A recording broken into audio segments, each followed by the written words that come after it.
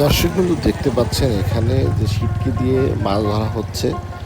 আমরা অনেক আগে আর কি অনেক ছোটোবেলায় দেখতাম যে আসলে বর্ষার মৌসুমে চারিদিকে পানিতে যখন ভরে যেত একদম থই থই করতো, ঠিক এমনভাবে খাল পাড়ে বা বিভিন্ন রাস্তার মাঝখানে যে ড্রেন দেওয়া থাকতো সেই ড্রেনের ভিতর থেকে প্রচুর পরিমাণে পানি ঢুকতো, আর যে পানির স্রোতে মাছ উপরে ভেসে আসতো এবং ওই স্রোতের অপোজিটে মাছ যখন আসতো সেই সিটকি বলেন, আমরা সিটকি বলি, বা মশারি দিয়ে এইভাবে মাছ ধরতো। তা আসলে এই দৃশ্য সেইভাবে দেখা যায় না।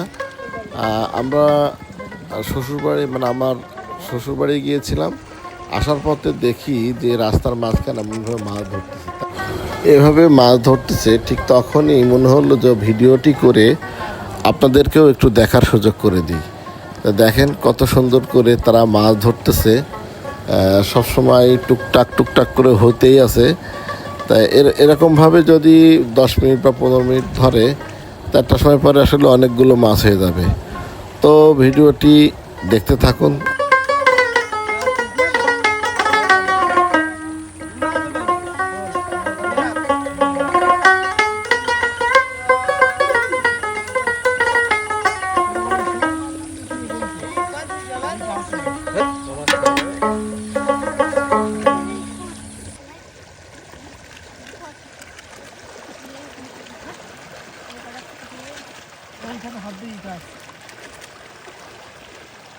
এইখানে আর একটা পুতা রে কি ও ওয়াইটা পুতিল এনে কোনি হাত দিয়ে আলি বাবা নি কোইদে তো হালকা।